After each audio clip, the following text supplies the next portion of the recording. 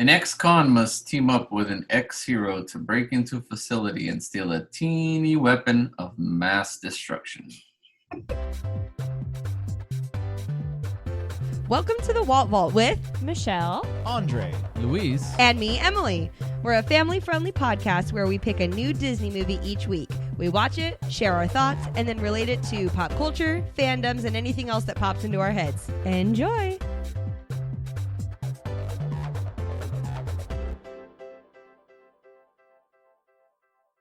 hello and welcome to the Walt Vault, episode 103. 103, 103.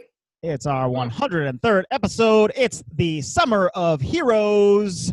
And this week we are talking about 2015's Marvel film, Ant-Man.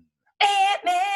Bum, bum, ba-dum, bum, bum, Should we ba-dum, dress Dougie bum, up like bum, an ant? ba-dum, bum, bum, Dougie, do you want to ba-dum. be an ant? Oh. He said, Ant-Man. He's an ant and he's a man. Come So here. it's Ant-Man. I don't know. He's Auntie. He's Manny. an ant and he's a man. He's an all a ant little. man. Little. Got a dog on my lap today. He's a little. He's a little. He's gonna post up. All right. And what year was Teeny this again? weapon. 2015. So this came out the same year as Avengers: Age of Ultron. Came out afterwards. In the fall. So yes. So there's not much that you have to catch up on from the last episode, right? Yeah, correct. Right. It came out in June of 2015. I think. We weren't dating yet. No, this was pre you and me, baby. I was out there single, living free. Oh. You know? Oh, were you? Yeah. He was living lonely. I That's was what all he sad. means. He was living lonely. He ain't had no Michelle. He ain't had no Dougie. My dog is wilding out today, y'all. Sorry. He probably gonna post right here. Take it. We were still going through all those weird dating phases Michelle went through. We were just like, no, we don't like him. No, we don't like him. And then you guys are finally like, just what about this dude? And I was like, yeah. She was like, he'll do. No. Okay. Fine, I'll do it myself. I'll do it myself. That's basically what I said. I'll do it myself. I'll ask him out. I'll just do all the things. All This the things. was directed by Peyton Reed, written by Edgar Wright and Joe Cornish and Adam McKay. So just a little heads up, this movie was originally going to be directed by Edgar Wright. But then during production, he and Kevin Feige and the Marvel heads, you know, they weren't meeting eye to eye. And so he was like, you know what? Creative differences. I'm out of here. But he said it in a British accent because he's British. Heck, The guard dog is on patrol today. Okay. Let's go ahead and give our first impressions of Look this at him. movie. I want to start with Luis because he was probably the only person excited for this movie, I guess, What when are you it talking came about? out. Am I? What am I? Am I nothing? Am I chopped liver? What are you talking about? Louise is the only person excited. I don't know what you're talking about, man.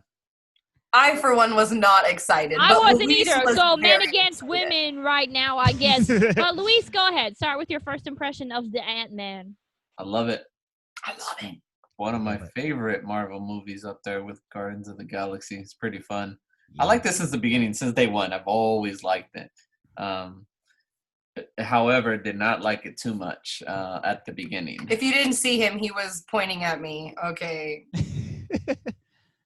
Oh, that's what he's that saying? one over there. Thought he had a mustache Yeah. itch. I know. I thought he was itching his mustache. Just to the left of his mustache. Whatever. Okay, very good, very good. Well, Andre, let's go to you then, since you also... Get out of here. I also love this movie. This is, I think, one of the better origin stories out of the Marvel universe. You know, I think this one's like right up there with Iron Man for me. You know, it's that good. Me likey. When it was first coming out, I was extremely excited, but I was also pretty worried because, as I mentioned, they switched directors in the middle. And I was excited about that first director, Edgar Wright. He's directed some stuff that I really like. And then, you know, just the concept of Ant-Man is not the most popular, so I was a little afraid that this one was gonna like fail and flail and fall. But it stuck the landing, you know. All right, fair enough.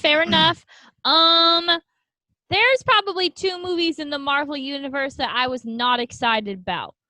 Number 1, Guardians of the Galaxy, because all I could see in the commercial was a raccoon that was talking, and I was like, nope, I ain't doing that. And number 2, Ant-Man, because ants. Yeah, but what's better, that or a bunch of mice running around touching food? Yeah, that's disgusting. But the point was, like, I didn't want to go watch I'm surprised there's not memes of me doing that face about a superhero who, like, utilizes ants. What about a superhero that's, like, using fish? Where's Aquaman at this point in time? Okay. There is an aquatic Marvel superhero who has yet to be revealed. Well, where's his movie? I don't care about no ants. I don't mean to be rude, but what are they going to do with fish, Michelle? They're going to fish slap you. His name is Namor the Submariner. He's a king of Atlantis. Yeah, he's really close to Aquaman. It's always different kings of Atlantis or Atlantica. But he's also like a mutant or something like that. He can fly. He's crazy. So he sounds cool. The point is, no, I wasn't excited for it, and so I didn't see it in the theater. But then when I saw it, I really liked it. And then upon this viewing, this is probably the 3rd time I've seen it. I liked it even more. And I'll tell you the number 1 reason why I like it when we talk about that certain character later on in this podcast. Okay, Emily, first impression. First impression, my first time watching it, I didn't like it. I'll be honest. Like, the first time we watched it, I just didn't think it was that funny. Okay, no, I take it back. I thought it was funny. The funnies are pretty funny. But I could not get into Paul Rudd as... I like him. I like him a lot as an actor. But I could not get into him as being, like, a super smart dude who then went to prison. Like, I just didn't get that. Like, I don't get that persona from him. Yeah. So I couldn't believe it. I almost wonder if this is the only movie where Paul Rudd has ever played a person who's been in prison before. You know? It's just not his type. He usually plays like a goofy dude. Right. So I couldn't peg him as the type to be super smart. I'm not trying to be rude, but like uber genius, like hacking. Mm-hmm. But I also could then not get behind like him going to prison and then him coming out and doing all this other stuff. So I just did not buy into it at first. Yeah. But then I saw him obviously in Civil War and in the subsequent movies, and I liked him for that role. So it's almost like he and Ant-Man and the Wasp I really like. Mm-hmm. So I think that like I am liking him. Do you know what I mean? Right. I've now in rewatching this one, I want to say maybe this is the 3rd time I've seen it too. In watching it this time, I was all in and I was like, this is freaking hilarious and I buy it now. Yeah. But even still in that first scene when he's in prison, I'm like, this is just bizarre because he's not that kind of guy. I think I feel about that at the beginning of the movie until Luis comes on the screen, and then I'm like, yes. Do we need to take a moment and differentiate between movie Luis and podcast Luis? No. All right, we'll just say Luis indiscriminately, and you guys determine who we're talking about. Best character, hands down. So let's talk a little bit though about the opening scene of the movie. Even though I just said the opening scene was Scott, who is played by Paul Rudd, who is Ant-Man. That's not actually the first scene. And I always forget about the actual first scene of this movie, which is actually really important in like the timeline of Marvel Universe, right? It is important in the timeline of Marvel Universe, but I still think that opening scene is bad acting. It just seems like... Wait, from who? All of them. Really? I just think it's bad acting. It seems like really fake. And you know why?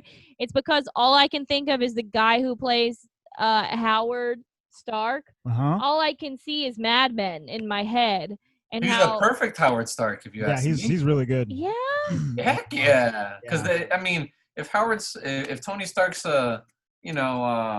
chip off the old block of his dad, then that's a perfect man to play a older Stark guy. It's fine. It's not my favorite. Let's talk a little bit about what happens there. So in that opening scene, we're 40 years in the past? We are in 1989. Okay. At the we're Triskelion. Okay, so we're in the Triskelion, which is a shield Stop. It's a shield facility, right? It's the shield facility from Captain America: Winter Soldier. Shield Yes, Luis is laughing at Greg Turkington, the guy who played the Baskin Robbins supervisor. This dude. Yeah. We'll get to it later. We can't focus. Oh my gosh, Luis. That guy's funny. So anywho, so we're in the Triskelion, and Hank Pym, played by Sir Michael Douglas. He pops onto the screen and he says, like, you can't have my formula, because he realizes that the people there are trying to weaponize the Wasp, because he's been doing a lot of like recon missions. He's been pretty much saving the world as like a little tiny ant, and he doesn't want Shield to use it for nefarious purposes, right? Or for it to fall into the wrong hands. He doesn't want for it to fall into the wrong hands or be weaponized in a mass amount, basically. Right. So he's like, no, you can't have it. No, you're never going to recreate it. I'm keeping it to myself. And Mr. Martin Donovan, who's playing whatever that character is, Andre Carr, I guess. Whatever. Yeah, that other weird dude. That guy who wants to buy it and use it through S.H.I.E.L.D., who is obviously Hydra later. Right. Michael Douglas gives him a 1-2 and kicks his butt. He really clocks him, because he mentions Hank's wife. He goes, that was low blow, man. It was a bad move. He's like, I can't even say it. Spark's like, don't look at me. You mentioned his wife. He's like, if you had protected this serum like you protected Janet, she'd still be here. Right. Yeah, it's a little harsh, bro. I don't think so. And Michael Douglas, he really throws down. He throws a fair amount of punches in this movie for a man of, let's see, how old are you? Old. Old. He was born in 1944. He's 75, baby. I won't even lie. One of my favorite movies of all time he's in. And so every time I see him on screen, I'm very happy, because have you ever seen The Game? Oh, that freaking the movie No, The Game? I have not. Okay, well, you need to watch it. It's extremely good. It also has anywho, it's good. You need to see that. And also The Kaminsky Method. Luis and I are absolutely so diehard fans of that. So Michael Douglas is a good actor. But so like you said, he throws down, and then we flash back to our time now, and your first scene of the movie is Mr. Paul Rudd as Scott Lang. Getting another 1-2 in prison. Danny Rand.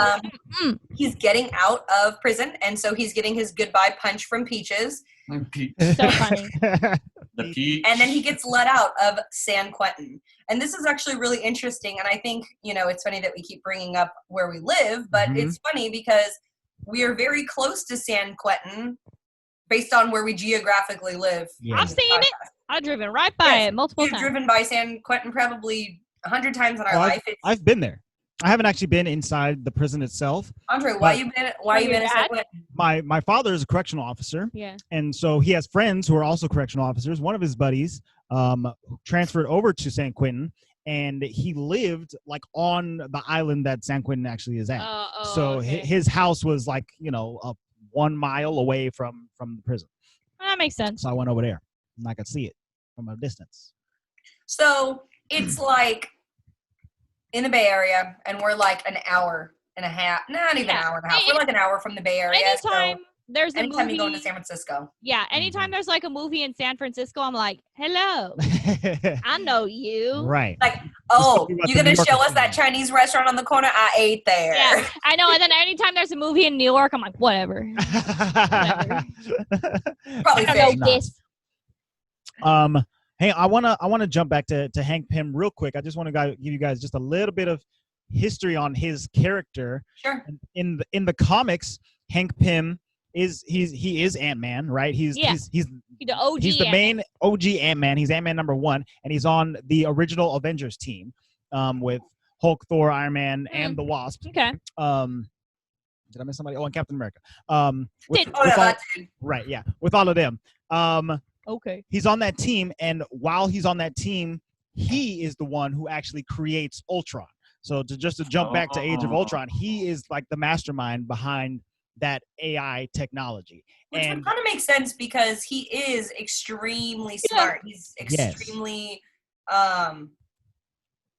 He's just got like the science behind his genius as well. Right. And also in the comics, he is like I said, he throws a lot of punches in this movie. He is kind of volatile.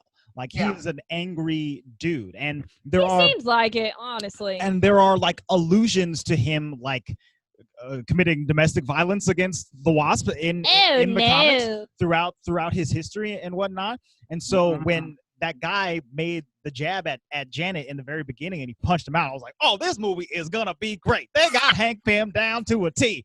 Hallelujah. It's about to get lit up in here. It's lit. He does get angry a lot. Right. And he's stubborn and petty, but so is his daughter. So yes, exactly. Yeah. So I like. Well, I wonder where she got it from, right? I like that they were able to factor all that in. Sure. So that's really interesting though, because they I wonder how he felt about a Stark how did he feel about Starks in comic books? They butted heads, kind of like how Cap and Tony butt heads. Let's be real. Who does I'm smart. Tony not like butt heads with? Like playful. Yeah, playful, but when it comes down to their technology, they're cooperative, and they're cooperative for the Avengers, but they'll bicker over the minor stuff. I like though here that he was very much against that. It really set up kind of the like tension that Ant-Man. He doesn't really feel tension in Civil War against like Iron Man's team. He's just excited to be with Captain America, right? Just happy to be here. But at the same time, it kind of like sets him on the one side. Mm-hmm. You know what I mean? It would be like bizarre if he was on Tony's side. Sure. Because like his mentor, his predecessor, is not into the Stark. Well, and honestly, like Scott Lang is not a bad guy. Like, yes, he went to jail, but he went to jail because he stuck it to a bunch of bad people, basically, and put some money back to people of things that corporations stole from. You know what I mean? He Robin Hood. Robin Hooded. Sure. He Robin Hooded, and he did a cool crime. He's not a bad guy. Is that what the Baskin Robbins guy said? He's like, oh no, you didn't do a bad crime. You did like a cool crime. But you're still fired. Literally, that's Baskin like exactly the always thing. Finds out. Yeah, I like how everybody Baskin Robbins always finds out. always find out. That's how I feel about Jamba Juice. You don't want to know the kind of people I worked with at Jamba Juice. There was some. Were they ex-cons? Were they pre-cons? Yeah. the manager was the show. He was This is a family-friendly podcast. Okay, moving on. All right. You have to tell us what he did. We'll talk about it after this. Luis cannot get over the fact that your curtains behind you make you look like you have bunny ears, Michelle. What? He's literally just. That's pretty good. Yeah, that's good. Guys, once again, go to YouTube. Check out the YouTube version. If you're not watching this, I don't know. Gotta watch. Mostly just for Michelle. You know why? Because you guys are always like up in here. Like me and Luis are exactly like how we are on the couch. I'm chilling with a blanket. I'm looking over at the dog. I get up. I play fetch. I get some snacky snacks. And then Luis is just probably sleeping in the corner playing Pokemon. And then Andre and Emily are just carrying the whole conversation until I interrupt them. That's about it. I mean, yeah, that's accurate. That's what we've been doing for 3 years. Yes. Yeah. Speaking of interrupting, after Scott Lang gets out of San Quentin, obviously somebody has to pick you up from the prison. And who picks him up from prison? Oh, that first couple of conversations. Best friend Luis. And Sully. His old cellmate. And I said this yesterday. This movie would be nothing without Luis, and also just without his like sidekick buddies, but mainly Luis. The ex-cons. Yes. Nothing without him. And he's still funny in Ant-Man and the Wasp too. Like he's hands down like makes the movie for me. He's hilarious. What's his name in real life? Michael Pena. Pena. Yeah. So guy's so versatile, man. Luis and I love Michael Pena from this movie. Obviously we saw him before this, but then he was in Narcos Mexico. And does he play a super serious character on there? Yeah. Super serious. Wow. Really? And I mean, no funny business. Okay, he's like a DEA agent from the United States. They transfer to Mexico because he's like he can't get any higher. He has like the glass ceiling. He goes down to Mexico and spoiler alert, gets like Dang. It's very versatile, and that's why I like him even more here because he's freaking hilarious. So funny. Did you watch that before you watched this, or This vice versa? first. This first. So when we were watching that, we were like, there has to be something funny, and he was Kiki Camarena. There was no funny business. So in this movie, rewatching it, we were like waiting, and literally there's one moment when he comes out as the security guard and he kind of stands there, and we're like, there's Kiki. I know the exact moment you're talking about because he comes out and he's like, there. But the best thing that I love about him, yes, I love the way he talks, but I love the way that whenever he's done explaining something, babe, make the face he does. Yeah. That's what they told me. That's what they told me. He just makes that happy. Just so good. Like his body language, he's definitely a good body language actor, but yeah, he's hilarious. And that's all I can say about that. So thanks for being in this movie, Michael Pena, and whoever cast you, because work it, brother. You make the movie for me. Yes, do I like Ant-Man? And Emily, I agree with you. I do. I think I started liking Ant-Man more like in Civil War. He's hecka funny, like so funny in Civil War and stuff like that. But I appreciate him a lot more now in this movie. And what's the other one? Is it it's not Infinity War, it's Endgame, where he's like on real another good at that. level. Right. Yeah. But so then I start respecting him like even more, like, okay, he is an Avenger, you know what I mean? But this movie would be nothing without his best buddy Luis. The best is like, oh my gosh, he's driving him home in the truck, right? And then Ant-Man's like, so how you been? And he was like, everything's good. But my mom died. No, I got her truck though. My dad got deported. I got her truck. My girl left me. She left me. My mama died. My dad got deported. But I got to keep the van though. Gotta keep the van though. So it's not funny, but it's just the way he says it that's like, oh. But he's smiling the whole time. He has that stupid smile on his face. Gosh, he's so funny. This is what Michael Pena says about his character. He said he modeled Luis's vocal style and positive outlook on life on a friend of a friend. He said that's just the way he talks and the cadence. He's got this grin on the entire time and he doesn't care. He's the kind of guy where you're like, hey, what'd you do this weekend? And he's like, I went to jail, dog, with a smile on his face. Not a lot of people do that. That sums him up completely, like literally. Oh, hilarious. He's like, oh, I remember when I got that scar in jail, dog. Yeah. Well, and it's funny because at least the first time or two that I've seen this, I did not understand the importance of his knockout punch with Peaches. Right. So like right at the beginning, Scott like tries to punch like the guy out in jail and he doesn't. And then Luis says something like, oh yeah, but I'm still the only one who's knocked him out. And then I just didn't really pay attention to that. But later on in the movie, he's like knocking people out even though he's not that big of a guy. He knocks out like 2 dudes in a row. It's fantastic. And, like, and he's always like, oh, sorry, man. It's wild. Like looking at their little crew, you wouldn't assume that Michael Pena was the muscle, but he is. He ain't the brains, that's for sure. Like, dude's an idiot, but he's really funny. So Scott Lang now is just looking for a job. Yes, he ends up working at Baskin Robbins. And so, Luis, do you want to say what's so funny about the Baskin Robbins dude? The manager? He's just creepy looking, man. He is, yes. Creepy looking, and like, I don't know, just he was like trying to play cool and all this. I'm like thinking he's either really trying to play like a trying too hard to be cool, or he's like one of those creepy dudes who's gonna turn around and slit your throat. I buy that. Mm-hmm. My manager at Jamba Juice was like this dude, and he was very creepy. Okay, and so like every time I see the scene, I'm like, oh, flashbacks. Luis was very amused by the fact that he told him like, I mean, don't tell anybody. This is really off the books. But if you take one of the mango blasts on the way out, I won't look at you. Pretend like I didn't and see he did take one. So, and then on the next scene, he's like drinking his Yeah. Luis enjoyed that.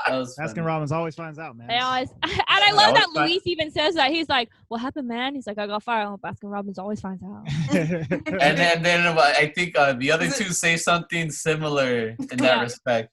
Yes. So then we have our other ex-cons. Scott Lang comes home and he tells Luis, like, dang, man, lost my job. And then there's 2 other dudes there, and you're like, oh, no. There's other dudes there. Like, what are we doing? We basically have Transylvanian vampires. What's his name? He's a vampire. His character's name is Kurt. He's played by a dude named David Dastmalchian. Who I only know from The Dark Knight. He's in The Dark Knight. If you've seen that movie, which you probably have, he's one of the guys. He's one of the fake cops that attacks Commissioner Gordon with the Joker, and then he gets taken by what's his face, the DA, Two-Face. Yeah. And you know, he tortures him a little bit, but he's like playing like a paranoid schizophrenic in that movie. Yeah. And he comes over in here and he's like, oh, the waffles. And he's like the tech guy, which is like weird to me. I mean, they're all kind of the tech guy. Yeah, honestly. They're all good at it. And then you got T.I. T.I. in the building. I just have to say that I have had a love for T.I. for a long time, but I just never T.I.'s the man. I don't know. I dig him. He's great. Emily thinks he's a Disney dad. Can he be a Disney dad? No, you guys. No. We could call him a Marvel man. He's a Marvel man. He might be like a Disney baby daddy or something. Oh, Disney baby daddy!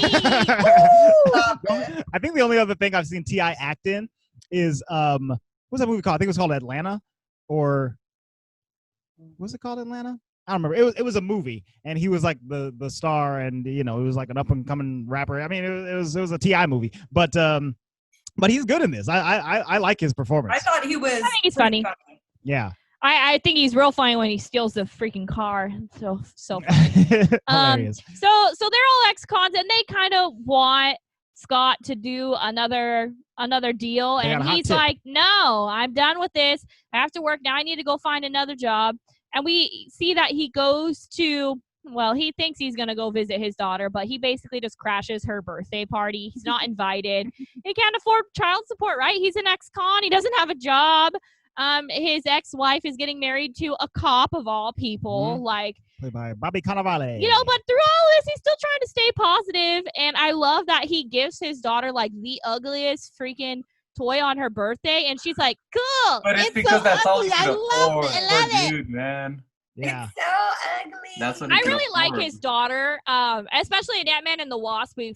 I feel like we get more of her and like their relationship, but they have like a really strong relationship, and I like that it's not like a terrible divorce family. Like, she's still like, get your stuff together, get an apartment, make some money. You can come see your daughter. It's fine. Like, and they don't tell her like, oh, your dad's terrible in prison. Well, it's funny that you say that, because we had that whole conversation, and I hate to like prelude to the Ant-Man and the Wasp, but like, they do a very good job representing a blended divorced family. Co-parenting. Yeah, they do. Yes, co-parenting. Thank you. Because even though like in this movie, he calls him a butt hat, right? the new guy. What's his name? He's like mad, but he's like not that. What's his name though?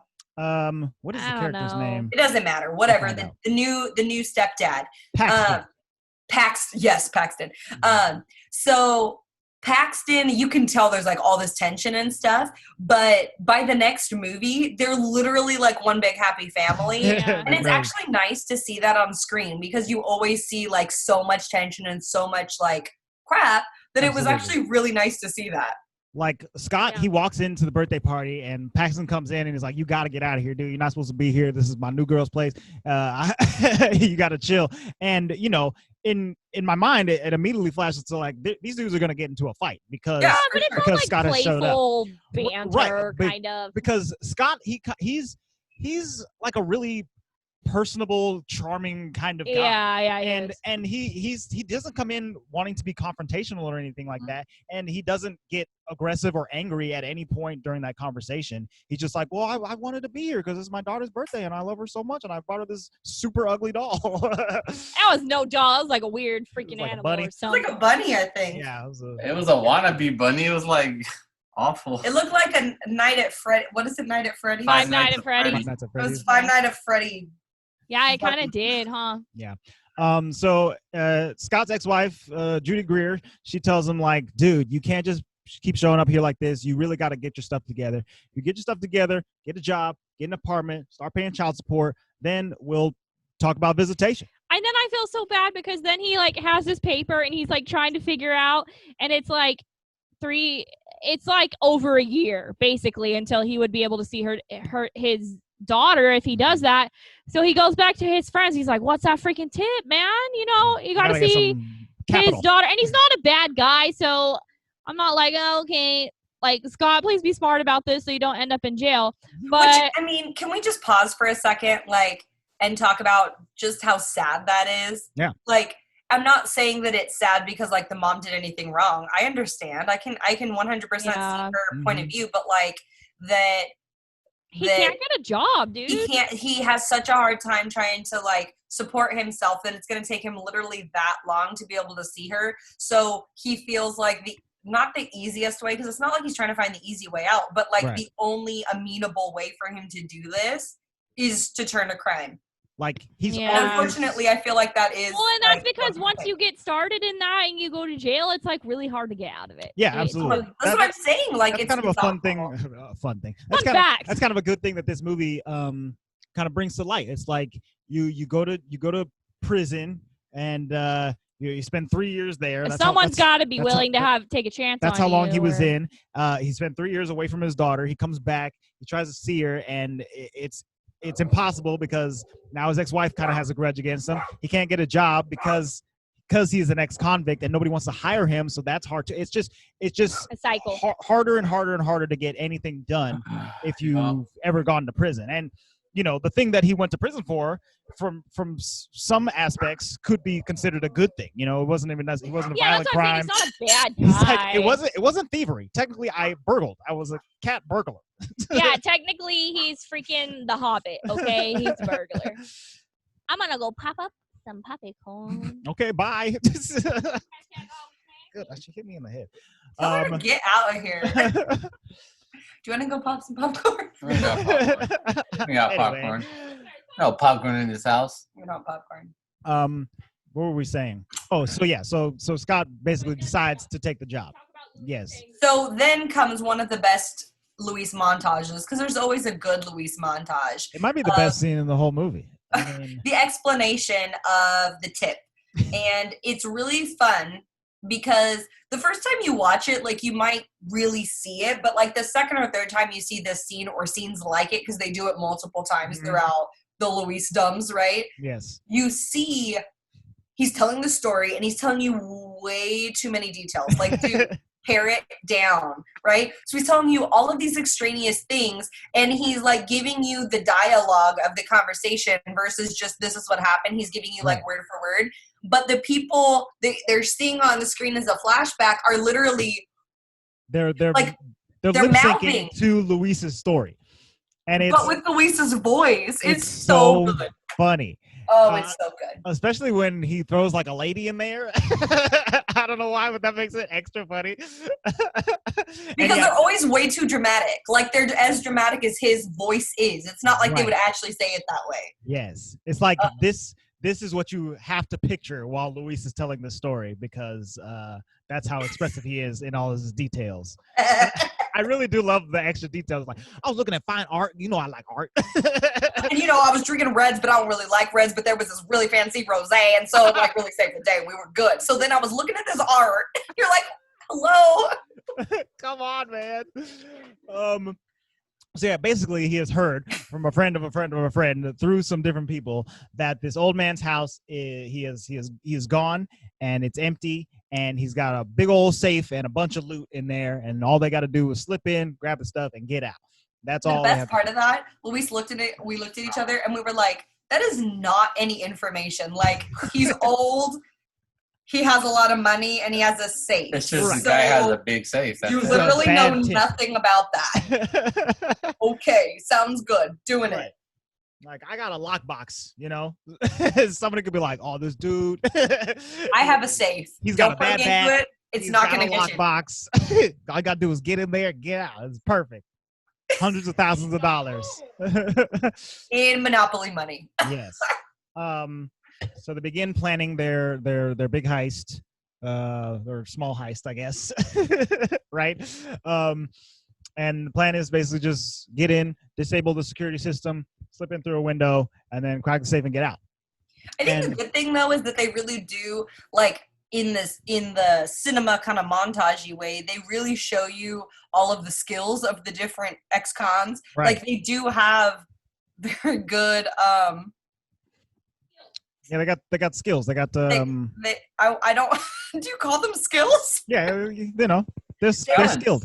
They have a very specific skill set. Right. And it's very helpful in thieving, and also in the subsequent movie, very good for preventing thievery. Yes. They're good on both sides of the coin or whatever. I love it. Yeah, they're pulling in blueprints, they're planning their routes, they're doing all the smart things that you would think a bunch of dudes who have already been caught would think of.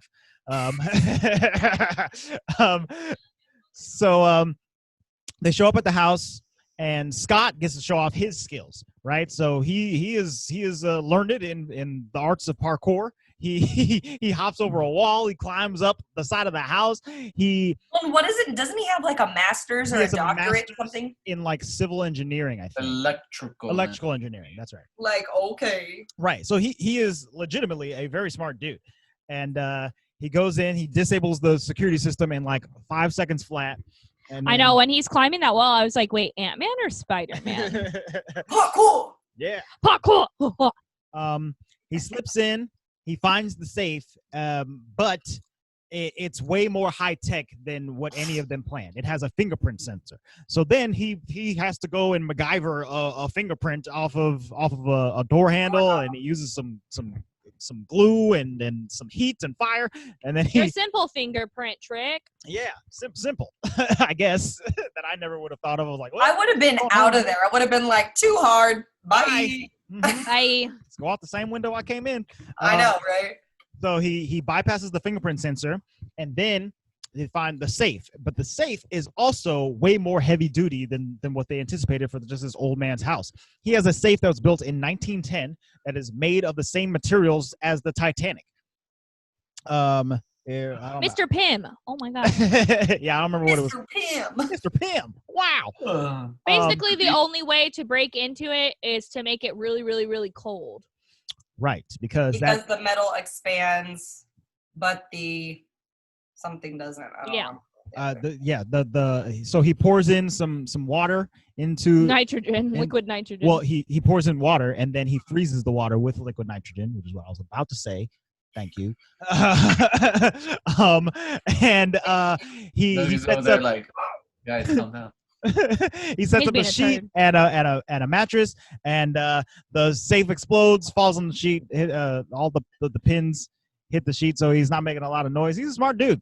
He cracks his whole safe open, and then he opens the door to find nothing. There's nothing but an old motorcycle suit in there. So they take it and because that's a motorcycle suit. It looks kind of motorcycle. What else would it be? I mean, it looks like a gas mask. I mean, yeah, I guess it could be a gas mask. So it's worth saying that at least for plot purposes, there's two concurrent stories running. Yes, correct. So the Scott Lang story is the one we're talking about, but we also kind of hinted at like the Hank Pym story. So, back in the late 80s is when Hank punched out the guy who wanted to mass produce the Ant-Man technology, and he was like, no. And then you see a couple scenes later, like interspersed with Scott's, that he went on and created his own company and Pym Technologies. Had Pym Technologies, and he went on and he did all kinds of other stuff. Right. So it's really interesting that like in this universe you have like the Starks doing their tech, the Pyms doing their tech and whatnot. Yeah. And you very quickly get the understanding that Dr. Pym has been away for a long time, that Darren Cross has taken over, that he was a mentor of, a mentee of Dr. Pym, and that they are now estranged, and also that Dr. Pym's daughter, Hope, works there, and that they are also estranged. But he has been invited back because Darren, the new head of Pym Industry Technologies, whatever, has some really important information to share with the world and investors. And so he does this huge, what do you call it? Like a demonstration? He's doing a tech demo. which is really not even a tech demo. It's Not more like, really. He was look just at what we like, came up with. look at my yellow jacket. Right. Look at our Yes. ideas. Which they're more their ideas because they don't have the actual stuff yet, but Technology's not working quite yet. Pretty much, Darren Cross has recreated his version of the Ant-Man suit. He knew that every time that Dr. Pym told him, no, there was no Ant-Man, that wasn't me, that wasn't us, that's never a thing. He knew he was lying, and so he recreated it, and now is pretty much shoving it in Hank Pym's face. I did it. You didn't help me, but I did it anyways. And I'm going to sell. That car dude that he Pym punched in the face. I'm going to sell to the highest bidder. How you like that? And I took your daughter. Wham! Boom. I told Andre that I never trust bald dudes in movies. Like, what is it with the bald dudes in movies? Okay? Your husband's bald. I got a little bit of hair right now. He's not bald. I'm talking about what's that guy from Tony? No, Vanessa. Oh, Kingpin. Vanessa. Yeah, that one too. There's already a bunch of bald Marvel there's dudes. a lot of bald Marvel Obadiah villains. Stane. Yeah, Obadiah. Tony Stark built this in a cave with metal scraps. Anytime some like bald looking white dude comes on in a suit and works for some company, I'm like, get out of here. Wilson Fisk ain't working for nobody. Well, he works for the Hand, I guess. I don't know. Sure. Anywho. Yeah, so Darren Chris. Darren Chris. That was a weird slip. Darren, I like it. Can you imagine him in this role? Oh my goodness, bald. No. No, his hair is the best part of it. Go ahead. Darren Cross. He's really showing off, and he's very flamboyant about it too. Like, yeah, he's making it seem like the Yellow Jacket, which is his name for his Ant-Man suit, is the real bee's knees, if you'll forgive my pun. And the video that they create about the Yellow Jacket is like really heavily geared towards like murderers and genocidal maniacs, I guess. Yes, completely. Warfare of the future. Yeah, he's like, you could have just a swarm of Yellow Jackets and they'll just laser through tanks and laser through people's bodies and laser this through dude people's is faces. so full of it. Like, and I'll be honest, I remember the first time watching this scene and thinking like, man, this is unethical. We can't allow this, right? But this time around, especially, and I'm not trying to get political or whatever, but like, especially with what's going on in the world, I was like, we do not need. We don't need no Yellow Jacket suits. I got a Yellow Jacket outside in the backyard. They just flying around. I don't need no suit. Well, especially because of like all the espionage. They were like, you can stop, foreign leaders before they even enter their planes, and it's like, okay. So we're just going to commit mass murder because we think someone's up to something. Fantastic. Let's do that. Okay. Yeah. Well, this is really the worst thing I've ever thought of. Yeah, Dougie's upset. This is what white privilege gets you people. Dougie doesn't like Hydra. He's like, I don't mess with that. Indeed. I really like how their faces stopped. I wonder if our faces stopped too. What? Hey, we're back. It's been like 45 minutes later. We had a minor technical difficulty where that's called we live in the boondocks and there's no internet. Yeah, where the internet doesn't work anymore. Anyway, going down the internet. It's not much later. So going down the internet. We're gonna fly going through. Down. We tired, all right. The internet's going down. Let's hope not no more. Yeah, it went down like 5 times, y'all. So after the scene we were just talking about. We go to Scott Lang's apartment, and he's like, man, that was a botch job, so now I'm going to see what I stole. He picks up the suit.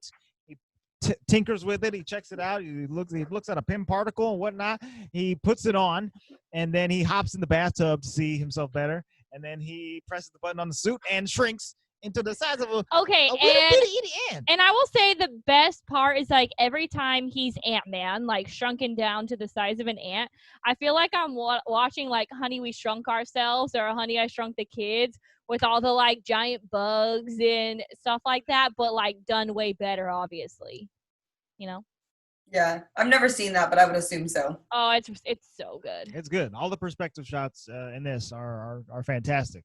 I really like. And he keeps like falling through his apartment building, which is hilarious. He's hitting the old people, the ravers. I know, and I kept asking Andre, I was like, why is he like just falling through the ground? But I guess his body mass is like really strong. Yes. When he's Ant-Man. So he's like heavy and light at the same time. Yeah. And he's strong and. Well, he has his mass in a little tiny amount of space. Antibody. Yeah, he will. I said antibody. Yeah, you did. So he has a really cool adventure making his way out of his apartment building. And the best part is he hears someone talking to him in the suit the whole time. Yes. It's Pym. It's Hank Pym. He's like, hey, Scott, what's going on? You like? I hope you like the suit, man. And Scott is like, absolutely not. Get me out of this thing. I don't blame him. I would be like, this is not. He gets out of the suit. And he literally burgles it back into the house. He's like, forget this. I don't want this at all. That was the most terrifying thing I've ever experienced. He runs it back into the house, and on his way back out, the cops show up. And he's like, wait, no, I didn't steal anything. I was returning something I stole. Oh, oops. Such an idiot. He gets incarcerated. Yes, by his ex-wife. Stepdad, Bobby Cannavale. By Paxton. Yes, Paxton. He goes in there. He's called Sad Sack, and then he gets called in by his lawyer. It turns out his lawyer is Hank Pym, and he has closed the door and covered the camera with ants. Oh, every time the ants crawl like that, I'm like, gross. Nasty. It's very disgusting. And they have a little chit chat. He's like, hey, Scott, you could help me out. I have a job that I need done or whatever. Just like that. You can help me out, you know. What? Who? What? Huh? And he's like, jail or Aunt Sue. I mean. He doesn't ask fairly, even enough questions. No, he just goes along with it. And I think at that point, he's like, jail? Aunt Sue. I'm gonna take the Aunt Sue, obviously. Also, while all of this is occurring too, freaking bald Pym dude, what's his name? Darren Cross. He is straight up evil. He's like still testing his Pym particle, because it doesn't work. It doesn't shrink biomaterial. So he just like straight up kills a dude and turns him into goo. Yeah. Just a guy that like and a couple sheep. I'm made like, a weird comment at the demonstration. He's like, "Hey, let me tell you something." Here in the bathroom, all creepy like, and then boom, he just shoots him with a shrink ray that shrinks him down into a pile of goo. And he like starts wiping it off the floor, and it's leaving like smears of the dude. And I'm like, that is not how you clean up. We are in like, the there's still evidence right tell you how to sanitize. sanitize. You didn't spray a single chemical. You wipe that up with a piece of toilet paper. He doesn't care. He has daddy issues. He has mommy issues. He has power trouble issues. He's got so many issues. Yeah, we said he had daddy issues for sure, huh? And mommy issues. That's why he's so into Hope. Yeah. That doesn't make sense to me. Why? Because no, I guess it's a daddy issue. I'm sure he's got plenty of issues, Yeah. Seen and unseen. Plenty of issues. So the good thing is that back and forth, Hope has, even though she like outwardly is not like working with her dad, she has realized that he is really close to creating her dad's technology, and he's not going to be using it for good purposes. So she's contacted back with dad, and she then is the reason that Scott Lang gets arrested because she was the one who called the cops on him. Yeah, because she's like a piss because she wants to put on the suit, but daddy's like, nah, you're not putting on the suit because I lost your mama that way. But she doesn't know she lost her mama that way because daddy won't tell her. Right. We gotta call him daddy. It's a complicated familial. His name is Hank. A complicated familial relationship. Okay. Yeah. So the short of the lang is that Hank 100% Shanghai's Scott into becoming Ant-Man. Right. He teaches him how to use the suit, how to use ants. Yes. How to control ants with electromagnetic waves. With like a hearing aid. It's so weird. Supersonics their lobes or something. Yeah, antennae, baby. Oh, the ants touching the sugar cubes. Nasty. Yeah, you want some sugar? Oh, nasty. But there are a couple really cool scenes where he shrinks down and is like interacting with the ants, and that the ants have different abilities that allow him to, you know, do cool stuff like fly and that's really get cool. into small places and Anthony. Yes, he meets Anthony. his new best bud, Anthony. Anthony. A flying ant that he rides. He was ant number 247, but he's now Anthony. I like Anthony. Yeah, so they go through a whole montage. Oh, Hope teaches him how to fight. She's pretty BA. Yeah, she's awesome. And I mean, she's right at the very beginning of this movie. She's like, give me the suit. I'm going to go in there. I'm going to bust all this nonsense up, and then I'm going to get our technology back, and then everything's going to be good. And he's like, no, I'm just scared for you, and I know what's best. He's not Jewish. Stop. That was not a good impression. Okay. All right. Well, it sounded like that in my head. Hope I know what I'm doing. But yeah, I think she could have done this entire mission by herself. Yeah, for sure. If he had just the reason that it's good that she's not doing it, even though obviously that, you know, Scott is not family and all that. But yeah, she can like keep Darren busy. Yeah. Distracted. To an extent. I mean, she doesn't all the time. So basically at this point, after he's had all of his training, which he gets trained up pretty quick. He's jumping through keyholes and, you know, stuff like that. Yeah. He's doing all right. They have all of their plans, but in order to conduct their plan, they need a piece of technology that is at the new Avengers headquarters. I think it's just a random warehouse in upstate New York. Oh my God. And they show up and it's got a big old Avengers symbol on it. And they're like, oh no, Scott's gonna die. And Scott goes down there. Which is funny because they had made that comment about the Avengers earlier. Right. Where he was like, I need you to be the Ant-Man. And he was like, it sounds like you need the Avengers. Yeah, let's call the Avengers. And he was like, I think they're busy dropping cities on people. Right. And the best part is that he was in jail, you know? So how does he like was hearing bits and pieces about how cool the Avengers were. He just got out. He's like, just call the Avengers. Yeah, the Avengers. Mm-hmm. But this is probably the second best scene of the movie. Very cool. He drops in to the Avengers facility and he's like, nobody's home. Which, I mean, how are you going to know nobody's home? Yeah, what are you talking about? And there's supposed to be a bunch of cars in the driveway or whatever. They fly. He's like, I don't see anybody. So he drops in and immediately sets off a trigger or a sensor or whatever. And the only Avenger we see is not Hawkeye, is Falcon. The Falcon. Falcon is the Falcon. And I really like the Falcon. Yeah, he's funny. He's so Captain America self-righteous, but like more kind of gritty. Yeah, he's cool about it. Without like the 50s, you know, right, timey-wimey stuff. Yeah. And like the timey-wimey stuff. Well, he wasn't stuck in ice for 70 years or something. Right. There's definitely timey-wimey stuff. Oh my gosh, I realized you just said stuck in ice, but you sounded like you're like, well, he wasn't stuck in ice for 70 years. He was, actually. He was technically stuck in ice. Yeah. Because he went under, it gets in your mouth, and it freezes in your mouth. So he was sucking on ice.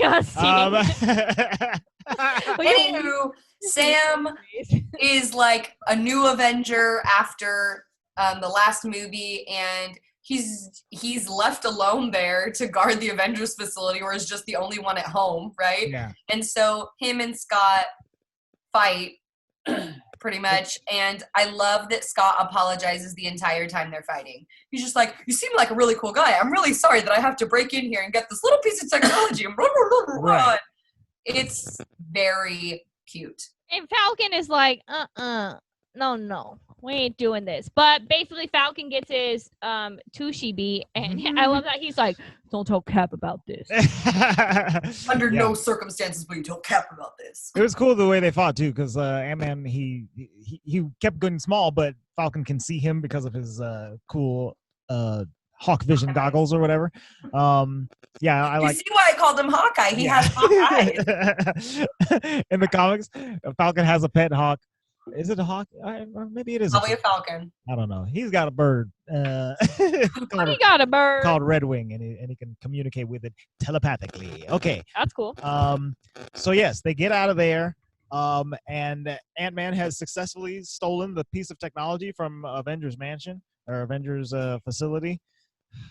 It used to be. It's not the X-Men. In the comics, it's a mansion. And they Hope, Scott, and Hank Pym, they begin drafting their plans for infiltrating the Darren Cross's warehouse or whatever he's got. And the laboratory. At this point, Darren Cross has figured out the formula, kind of. He turned the sheep into a sheep. And so he wants to go brag. Turn the sheep into a sheep. Turn the sheep into a sheep. Man. Well, he didn't turn it into goo, is what I meant. He shrunk a sheep. He shrunk the sheep. He shrunk Sean the sheep, okay? Sean the sheep is we can't become billionaires right now by turning humans into humans if we sold that. We turned that human into a human. It's fine. So he wants to go brag to Hank Pym. Yeah. Brag to Hank Pym about his party, and he's gonna invite him and all of this stuff. Lo and behold, he was actually gonna kill him then because he's crazy, right? And they also mention that if you're using the Pym particle so much that it takes a toll on your body. So they're kind of implying now that he's so far into this that he's kind of going crazy, but he hasn't even really used the Pym particle yet. So I just think he's crazy, honestly. Right. Yeah. That was kind of lost. Like, because his mind was I get that you're saying, going. Yeah, but like he's saying it had an effect took a toll on his body because he had been using it for years and years. Right. And then they make this comment like, oh, you're not really like this. It's the particle. It's the particle. Well, because he wasn't using the helmet. Like the helmet was the protector. Or whatever from making it like yellow jacket helmet. But yeah, you're right. It could have had to do with the helmet. But I still fully believe the dude's just freaking. No, he's just crazy. Yeah, he's crazy, evil, right? Straight up. So luckily they think he hasn't found out about the plans. Right. Okay. But he walks into Hank Pym's house wearing a women's leather jacket and matching gloves, and he's like, "Oh, Hank, I just looked up to you so much, and I've come so far.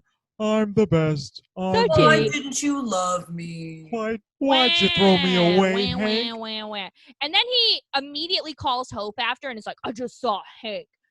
Basically, he sucks. So triple security, put mesh nets on everything, ain't nothing getting in here." And because he's paranoid, and I don't even blame him. But at the same time, now we know he was just trying to trick them into using the water main, right? So he has Scott has the idea that to go in the water main, and they're saying it's possible, but we're only a 3-man team. So they need I got friends. More people. Ugh, I love them. Which is also a very funny scene. They bring all the ex-cons into this millionaire's house, and he's like explaining all these things that they need to do, and they're just being themselves, which is hilarious. I know, and Hope is like so mad. She's like, "You do realize this guy got arrested for stealing a smoothie machine?" And he's like, "I got 2 smoothie machines." I love that. I'm just surprised he goes to San Quentin for stealing 2 smoothie machines. They're expensive. That's probably just what that was his third count or whatever. Jamba Juice always finds out, you know. Baskin Robbins always finds out. Always finds out. Scott reveals to them that he is Ant-Man, and he goes to show Luis, and he's like, "Hey, man, don't be scared." He's like, "I'm never scared, dude." I'll get scared. I'll get scared. And he shrinks down and pops back up on Luis's shoulder, and he freaks out very hard, very scared. Yeah, just like if you had a bug on you. And I like that they're like, "No, that's sorcery," and the other one's like, "That's witchcraft." And he's like, "Well, it's like some crazy David Copperfield stuff." So ridiculous. Oh my goodness, fantastic scene. So they begin to cobble together their plan. It's another Ocean's 11 style montage for this heist movie. Dun dun dun dun dun dun dun dun. Oh, Ocean's 11. It's very cool. They're getting outfits. They're stealing cars. T.I.'s taking off license plates. It's fun. It is funny. And eventually, they make their way to Pym Technologies, the building. Through the water main. Through the water main. But while T.I. and what's that other dude's name? Kurt are in the van. Yeah, and while they're in the van on patrol, lo and behold, freaking T.I. is like, that's an undercover cop car right there. And what does he say? I don't remember the brand of the car, it's the but only he's Crown like, Vic. The Crown Vic. Yeah. So funny. So his ex-wife's boyfriend, Paxton, is there with his partner trying to arrest Pym and all of this stuff at the same time, where it's a mess. Well, because they figured out that Hank Pym was the one who helped Scott escape from county, like which is totally bad, right? He escaped from jail. They were like, what are those bugs on the camera? That was cool. Yeah. Gross. So anywho. They go through the water main. They use the crazy ants to build the bridges and whatnot. It's really cool how they use the different type of ants. It's gross, but I like it. Surprisingly very cool. Like, they build bridges for him to get across, and they fly him different places, and they conduct literally electricity. Yeah, they fry the mains. Like, it's pretty cool. They do a really good job. And I feel like the rest of the movie is like carrying out the plan. And it's just like a bunch of action scenes, but they're like cool action scenes because he's doing Ant-Man type-esque stuff. I like how it's really slow, where he gets small and then he comes out and punch and small.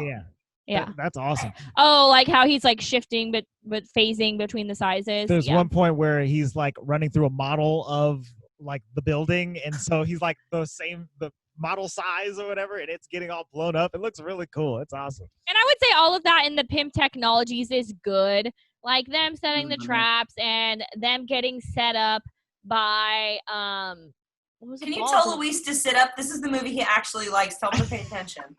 Pay attention. It's past Luis's bedtime. Look at him. He's Darren Cross, that's his name. Darren. Yes. And I get all that, and then they escape. They escape from the prison in a tank, which is crazy as well. So there's all these fight scenes happening. Darren Cross actually sets them up. He's selling this tech to Hydra, and they get it. And just all of this wild stuff is happening. Hank gets shot in the shoulder. Just a hot mess. But they're able to escape because he's like, Hope, this is not a keychain. This is a tank. You know, he's always prepared. So they escape. Scott escapes, but as he got arrested. No, Scott went to fight Darren Cross. He went after him. Yeah, and then he got arrested. Darren Cross then suited up as Yellow Jacket. Oh, that's right. And Ant-Man and Yellow Jacket have an unextended fight where they fall in a briefcase. On the helicopter. I love that fight. That fight scene was so fun. In the briefcase, it's fun, but on the helicopter, it freaks me out because helicopters freak me out. Just the whole... Just helicopters. Oh. It's okay. Helicopters. Oh. Anyway, helicopters. They fall from the helicopter, the gross helicopter, and into a family's pool. They both like resize and fight each other there. The black family that lives there runs away scared. He gets stuck in the little mosquito bug zapper. Yellow Jacket gets stuck in the bug zapper. That thing stinks because it essentially kills them and brings them back to life. And then it defribs them back to life. Like, come on. A-hole. Yeah, crazy. It was gross. And then they make their way back to Cassie's house because Yellow Jacket escaped and kidnapped her or held her. Yeah, because he's using her as bait. Motivation. As bait. And then, that was bad. And that's a low blow, y'all. It is. I mean, we know going after people's kids. Yeah. I know. Then we have the fight with Yellow Jacket Luis and really Ant-Man likes Cassie. in Cassie's bedroom. She's so cute.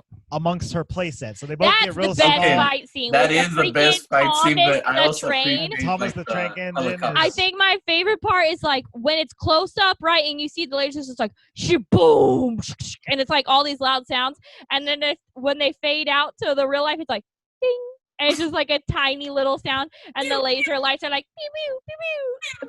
So Luis was pew-pewing for the whole last 30 minutes of this movie. pew pew pew pew. Oh my god, that's so I cool. like Thomas what is his name? Thomas the Train. Thomas the Train. Thomas the Tank Brain. Engine? And it's just eyes. Oh, the eyes, so creepy. Yeah, that's super creepy. Yeah, they oversized that, and they oversized an ant, and so there's just a dog-sized ant running around. That's absolutely disgusting. That's the worst. No. Absolutely disgusting. They were like, "Oh, that's a weird-looking dog." Yeah, that was no dog. No pero. So to end the battle, Ant-Man realizes that he is going to have to shrink Subatomically. between the molecules to get into Yellow Jacket's pack and destroy his suit. The only other time this has been done, it was by Janet Van Dyne, Hank's wife, who was the Wasp. And when she did it, she never came back. She just shrank forever and ever and ever and ever. Yeah, because if you go subatomic, you can't come back because you're can't. just shrinking into eternity. Into oblivion. But Scott decides to do it anyway. He shrinks and punches and shrinks and punches and shrinks and shrinks and shrinks and shrinks and shrinks. And he keeps on shrinking until he's in like negative space and nothing. I won't lie, I hate when they do that. Like it actually like really freaks me out too. really Like I cool. don't like it. Well, they've done It makes me uncomfortable. Marvel's done a couple different scenes like that, and it grosses me out every time. And in the Ant-Man case, I think it grosses me out even more because it's almost like you can see like bacteria and like, you know, like you can see like as he gets smaller and smaller, it's the same size as him. And they did it's freaky. Doctor Strange too, which it wasn't so much that it was shrinking, but it was like going in like repeating itself and whatever. I think they have said in universe that those are some of the same dimensions and stuff. Oh, Doctor well, there Strange you go. can enter as well, which is I hate it. cool. I love Doctor Strange. Which is fun. I love it. I don't like it. It's So disgusting. Scott is there out in the ether in his purgatory, and then he realizes that he has a grow disc, which maybe Ant-Man didn't have last time, and he puts that in his regulator, switches it on, and it goes, and he grows back. Wait, up. what does it do? It grows. The face is really what we need to see again. He grows back up to regular Scott size, and Thank and God. he saved the day. Oh, also, Yellow Jacket, Darren Cross, he gets crushed into oblivion. Oh, it's so bad. It's kinda so Creepy. bad. It's like Yeah, really gross. Bye, bro. Like, Nobody's gonna and make then everyone's like, "Is Cassie okay?" And Paxton's holding her. He's like, "Yeah, she's totally okay." I'm like, "Is Okay. she though?" She I just feel like this is gonna come up later. This is trauma for sure. she just saw this guy like totally like obliterating her Implode, dad, and then her yeah. dad went. Yeah, I think it's gonna bug her a little. I don't Dad know. keeps shrinking, yeah. But she plays it cool. She's like, Dad, whatever, I got a pet ant now. At one point in the movie, you know that Cassie's the bee's knees because she asks the dad cop, like, "Are you trying to find my daddy?" And he's like, "Yes, honey, I just want to make sure she's safe." Because, you know, he really does have like a good heart or whatever. Yeah, he He's does. still a cop. And then she goes, "I hope you don't find him." Hope you don't find him. He's I know. the Awesome. real deal. He's Okay. a That's ride also or die. things that kids say. They're just so no filter. Like, hope you don't find him. It's all good. You're not my real dad, okay? Yeah, my real dad. He's way cooler My than daddy's you. a hero. I love it. It's so good. It's awesome. Yeah, so that basically ends the film. What happens after that? What's Well, the there's a epilogue? little after credit scene where Hank Pym shows his daughter Hope the Wasp prototype suit that was supposed to be for his wife. Mhm. And I remember asking you like, "Wait, what?" And you're like, "Yeah, she's the Wasp." And I was like, oh, "Okay." And then I think like a couple months after that, they were like, "Ant-Man and the Wasp," and I was like, "Oh, all right, here we go again."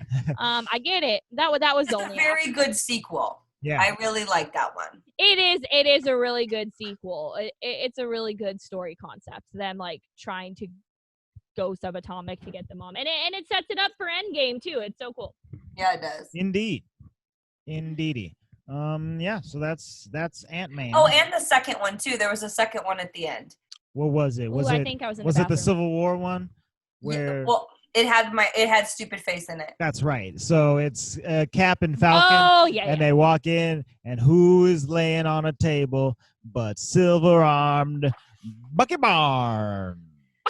Well, and it's funny too because regardless of like what they look like, they obviously look disheveled in some random place. The cool kind of thing he said is like, well, if this was a week ago, we could have just told Tony, right? So it's very in the timeline, even though we don't know about Civil War yet, we know that, well, no, we really don't know, but after watching Civil War, you can place where that scene would have been. Yeah. Because the Sokovia Accords were coming around, and they now need to be able to save him without getting in trouble, which you can't.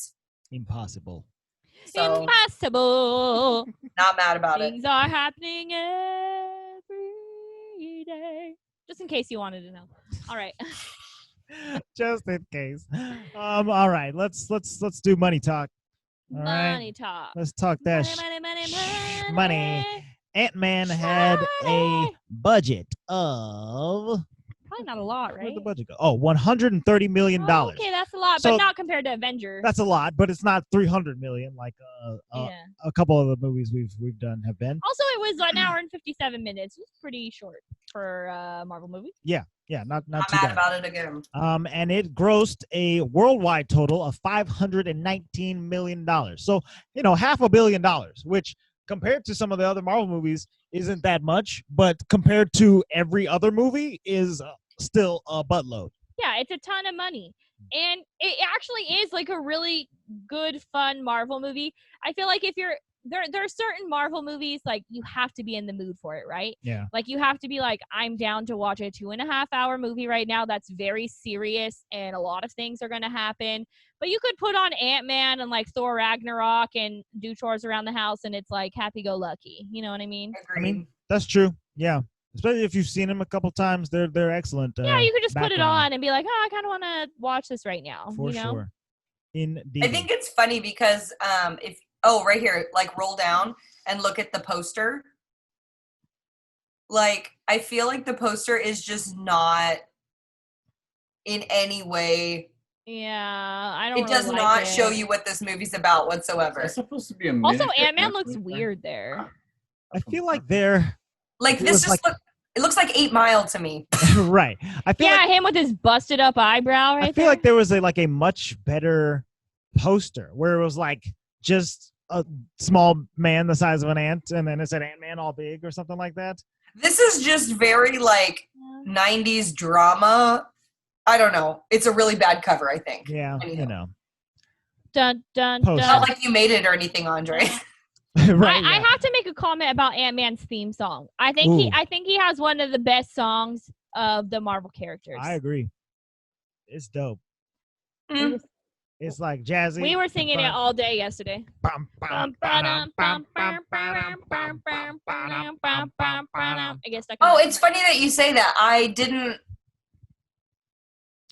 like that, but I didn't associate that in my head with that being his song. Yeah, that's the Ant-Man theme. Well, I dig it then. You're right. Yeah, it seems like it would be like almost an Avengers theme, huh? Yeah. Yeah, it's bombastic in that way. Bombastic. He's bombastic.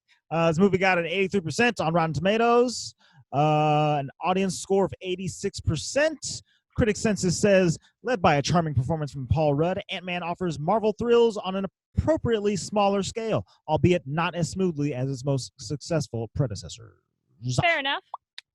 Fair enough indeed. All right. It was good. Let's rate it. Luis. Is he even on screen? I can't tell. I can see there. him. He's in there. Go ahead and jump on in there, Schmoopy. Yeah, Schmoopy. I'd say maybe about You a. can't call him Schmoopy. Okay. I'd say about a 8.5. 8.5. Great movie. Yeah, it's fun. I love it. I only give it an 8.5 because it's not my. I say it's one of my favorites, but the Guardians are definitely above this one. So, but I really enjoy it. I will watch it. I actually was trying to watch Ant-Man and the Wasp without her because kind of got to drag her or give her homework for her to watch a Marvel movie with me nowadays. So Watch any movie, dude. It's hard to watch movies. I'm so used to it because Andre makes me watch so many movies. I love movies. I do a lot better with watching TV shows. Dude, I'm tired of watching TV and movies, okay? Not because of the podcast, but like this whole shelter in place, y'all. Like, we've watched a lot of stuff, and I'm getting tired of watching stuff. Read a book. Girl, you know how many books I read last week? I'm still only 75% way through The Hobbit. I read the entirety of The Hobbit, and I got about a couple chapters. You didn't read it. You listened to it on the audiobook. That's reading. That's listening. It's listening. It's different. I enjoyed a story. Anyways, I'm going to rate this movie an 8.5 as well. I agree with Luis. It's a really good movie. I like it a lot. And that's all I have to really say about it. I guess I'm okay with ants in a movie. It's all right. Now that I've accepted it. Hurry, it sounds like your internet's going to go out. Hurry. Emily, no, he was going ding-a-ding-a-ding. That was his reminder. Anyway. No, I can hear. Oh, okay. Emily, go. 8.5. Good. Liked it a lot. And I agree. The ants didn't bother me as much as I was expecting. Great. I mean, they were creepy, but. Yeah. They weren't as bad as they could have been. They weren't like the front runners, you know. Andre, go. I'm gonna give it a 9, baby. 9. Yeah, this movie's great. Really good origin story.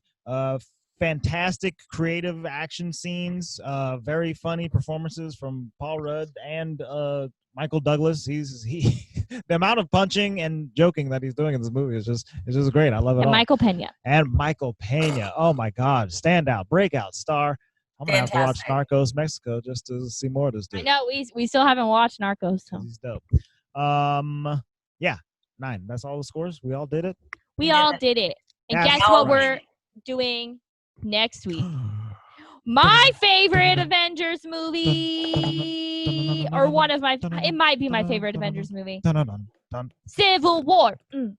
Civil War. Captain America, Civil War. Oh, yeah, my favorite Captain America movie, sorry. I always call it an Avenger movie, I'm sorry. I always call it an Avenger movie, too, because, like, it kind of is. Which is awesome. But it's definitely centered around the man with the plan, Captain America. Is this my favorite Captain America movie?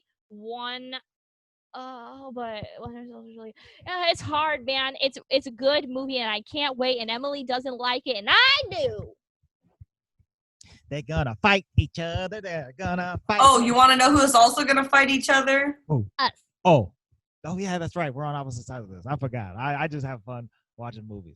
I can't wait. So excited to watch Civil War. I know you are too, Emily. It's gonna be great.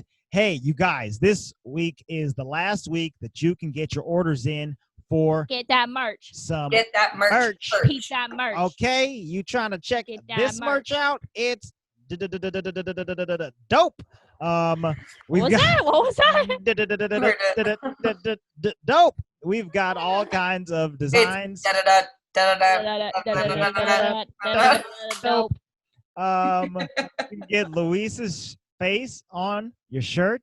Get that mug. A whole bunch of nays before bays options. Do you want an apper? Apper? Go get an apper. Or you can check out our brand new logo. What up? Come get it. Head to bonfire.com. The link is in the description. Click that and help support your homies over at the Walt Vaults. You can also help your homies by going to patreon.com/thewaltvault. Sign up. You'll get a gift. You'll get some extra content. It's fun. You help us keep the lights on. You can also help us out by just hitting subscribe on whatever you're on. If you're on YouTube, hit subscribe and like and leave a comment. If you're on Apple Podcasts, hit subscribe, leave a review. I wish they sold the shirts in baby sizes for Dougie. Oh, baby shirts. Wait, dog shirts. Dog shirts. Dog shirts, not you want me to just put a onesie on him? Yeah. We'll do dog merch next time. Be funny. That would be so weird. How would he poop if you had a onesie on? Oh man, I'd have to take that off every time. Goodness gracious, this is crazy. Follow us on social media, you guys. We're at the Walt Vault Pod everywhere. Go there, follow us, leave your comments. Let us know what you thought of Ant-Man and the Marvel Universe thus far. Hit us up with your weird conspiracy theories about what's going to happen next. I saw a thing today that the guy who played Pietro in the X-Men movies is going to be on the WandaVision show. We don't know if he's going to be playing her twin brother. Who? Claus? Evan Peters, the dude who played Claus. Yes. Mm-hmm. Wait. I saw that too, Andre. I wonder what's happening there. Yeah, I don't know. He could be playing an entirely new character, but that'd be weird. But he could also be playing. What if he? Okay. What if he Pietro in that show though? Okay. They could do flashbacks to Pietro. Okay, here I'm gonna drop a theory real quick. You guys ready for this? Okay, we're ready. In the comics. This is some crack. In the comic, I know. In the comics, Scarlet Witch, she creates a reality where she has children with the Vision. Yeah. She has 2 children. One of them is a magician and he does magic, and the other one is a speedster who looks a lot like Quicksilver.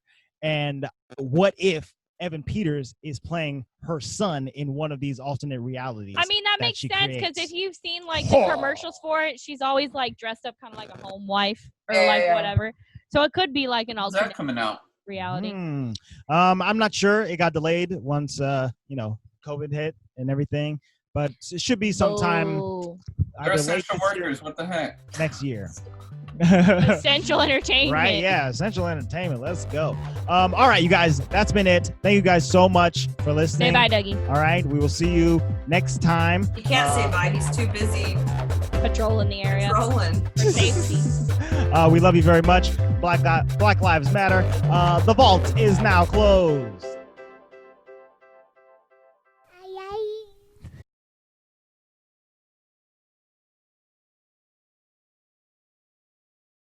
A teeny weapon. A teeny weapon. Does this make the sound better, us using this mic? Because part of me just is like, it's weird looking at myself holding a mic, like talking to myself. Does that make sense? You're talking to them. I'm like, hello. You're talking to me. Luis, do that thingy. He's just making weird. No, he can do it. He can do it.